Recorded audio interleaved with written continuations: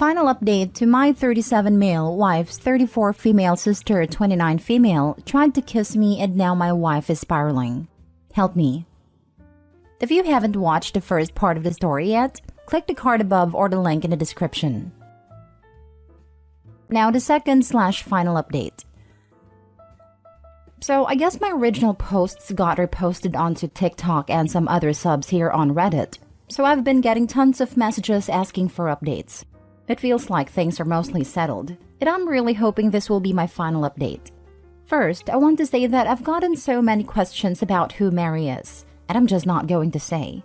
Suffice it to say that she's never been household name famous, but she made a living solely on modeling for about a decade from what I understand, so she must have been popular enough that fashion people might know her. I really don't know how that world works, but in my opinion, it doesn't matter how many names you drop. You're not famous if you don't have a Wikipedia page. Here's the actual update. My wife loved a getaway weekend. We had a blast, and by the end of it, she said she felt like herself again. For a few days after we got back, things were really quiet, so we were hopeful that Mary had finally given up, but I felt uneasy about it all. Many of you warned me that Mary would try to interfere with my work, and while I initially dismissed it, I figured I would reach out to my boss just in case. I've been working at the same company for almost 10 years, and she's heard me vent about Mary before, so I didn't have to explain too much. My boss just reassured me that she knows my real character and would let me know if Mary tried anything. Well, as you predicted, Mary did try to contact my boss a couple of days later, and the following is a recounting of what my boss told me. Apparently, Mary said that I needed to be fired because I was a predator and claimed to have proof that I assaulted her. My boss said that was a very serious accusation to make and asked Mary to explain what proof she had. Mary claimed there was a camera that caught the whole incident, and my boss asked her to send a video. Then Mary got flustered and said the police had it, so my boss asked her to send over a copy of the police report. Then Mary said it had a lot of private information in it, so my boss asked her to redact the private information and send it over. Then Mary said she didn't feel comfortable with that, and my boss told her that she could not take action against an employee based on word of mouth from a stranger. Then Mary shouted at her about victim blaming and hung up. Unfortunately, that was not the end of it. Last Wednesday, Mary somehow sent an email from my personal email account with a D-pic, that's not mine obviously, to the entire office. My best guess is that I must have left my email logged in on one of my in-laws' devices. She's definitely not smart enough to actually hack me. And I know this is completely besides the point, but of course she chose the weirdest looking junk I've ever seen. I played team sports all my life, so I've seen a lot of junks, and this was something else. It's honestly kind of funny to think about Mary Googling gross peens or something, and sifting through hundreds of images to find just the right one. I had to apologize to everyone on staff, and thankfully, folks were surprisingly understanding. It's actually been a kind of nice bonding experience with my coworkers. I honestly didn't consider myself to be super well-liked in the office, but it feels like everyone has been going out of their way to be kind to me, and it means a lot. Anyway, at this point, it was clear we had to escalate things legally.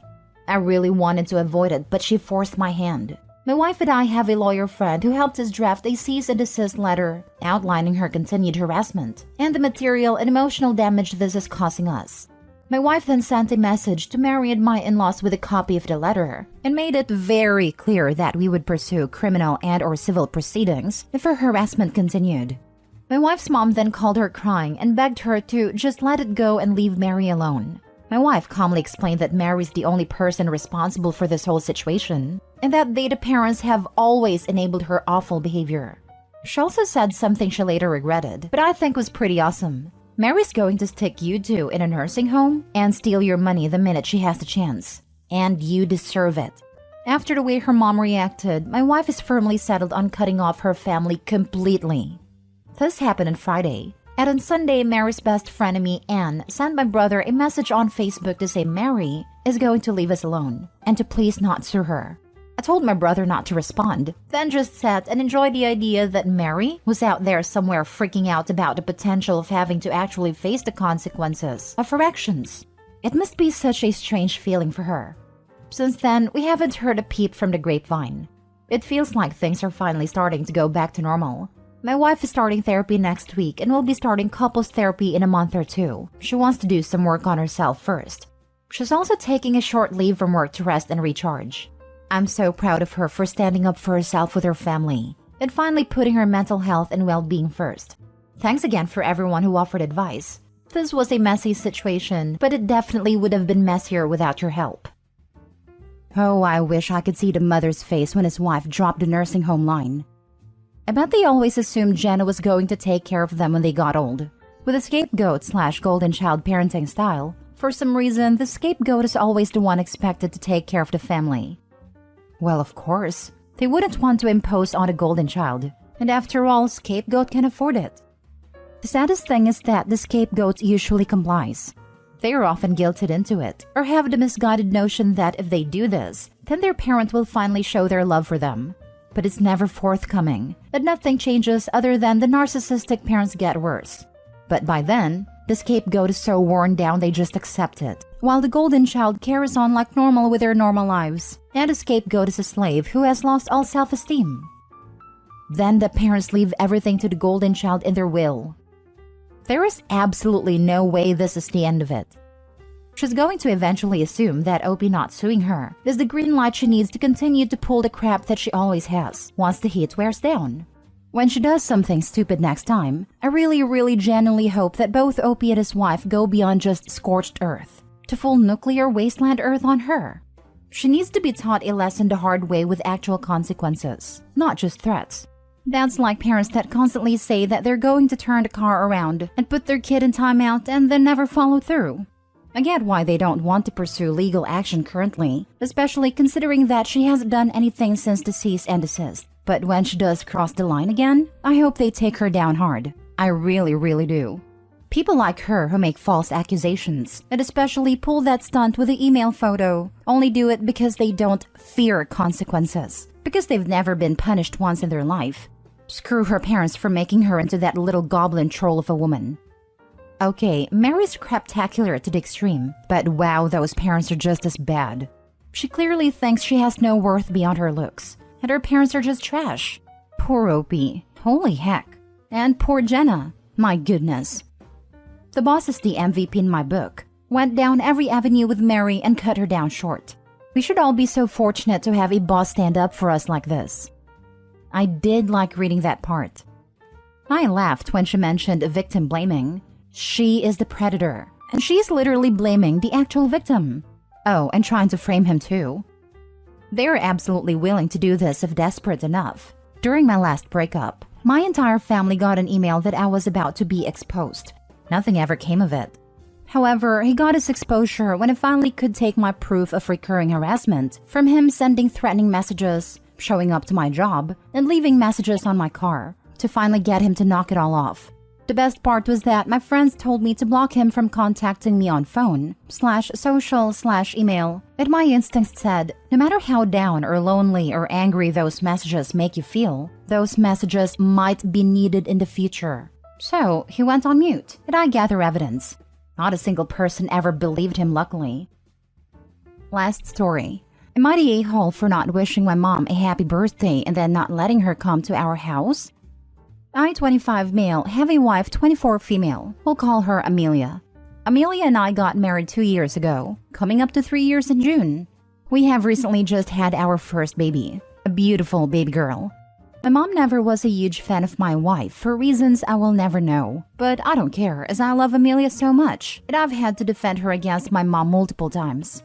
My wife's labor lasted much longer than we expected. She started on Thursday evening and delivered our baby on Monday during the very early hours of the morning. As you can imagine, it was a long process, and she was exhausted, and so was I as I wasn't sleeping unless she was asleep. My mom's birthday was on Saturday, and she had a whole party planned out. Amelia at this point was in awful pain very consistently. That means I was constantly by her side doing whatever she needed me to do, meaning that Friday night, we got no sleep. So when Saturday came around, we both were fighting to sleep and could barely stay awake. Because of this, I just completely forgot it was my mom's birthday, as I don't really look much at my phone, and if I did, it would be for entertainment for my wife and I together. We both agreed beforehand that when the time came, we would send the initial text that the baby was coming, but that would be it. And we wouldn't respond to any other text until after. Well, my baby girl was finally born, and we announced it to our family. Then I got to replying to my messages from the past few days, and that's when I saw my mom text about it being her birthday. And she sent a few more after expressing her anger for me not getting in contact. So I called her up apologizing but explaining that I genuinely forgot, and it wasn't intentional. She went on to blame my wife by saying she purposely went into labor right around her birthday in order to steal her spotlight from her son, which I found really weird to say. From this comment alone, I got annoyed and just told her to leave me and my wife alone, and that she isn't welcome to our house for the next few days. She can wait till she's over her fit to see her granddaughter. My whole family have been calling me an a-hole for this, and that I'm a bad son for not remembering my mom's birthday, but that I'm an even worse son for not letting her meet her grandbaby. It's annoying because all we want to do is enjoy our new baby together, just the two of us without anyone being a bother. So am I the a-hole? Now for the top comments before reading the update. Not the a-hole. It's cute that your mom thinks your wife is talented enough to go into labor on command. It's bizarre that you're the only person in your family who realizes the world doesn't revolve around your mom. Keep to your boundaries, Daddy, and congratulations. I mean, I know my wife's amazing and all, but she isn't that talented to go into labor on command. But thank you so much. She sounds so super lucky to have such a loving man.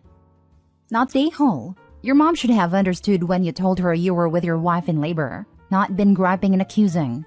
Tell/message your mom that after how she stupidly insulted your wife, and specify that she accused your wife of choosing to go into labor to damage mom's birthday party. You will need an apology from her to your wife in person and on social media. And CC that request to all the family. I love your attitude towards this situation. The public apology in socials. Lol. Or you can apologize to her publicly. I am so sorry that I forgot to text you happy birthday while we were at a hospital and my wife was in active labor. I'm so sorry that it wasn't the first thing on my mind when our baby finally arrived. I'm sorry that my forgetfulness caused you to have to call and text me multiple times to remind me about your adult birthday as we were in the hospital, and that you had to suggest your own makeup birthday present. I'm sorry that your own extreme reaction has made it so that I'm not comfortable with you being around my child yet. Not the a-hole, but turn off your phone. You don't need to take that from anyone, family or not. I'm really tempted to do that. Make your WhatsApp status something like, "We're alive and good, phones turned off while settling with our newborn," and just do it. That's a good idea. And now for the update. Hi, firstly, I wanted to say thank you to everyone for your advice, and it really made me realize how serious the situation is.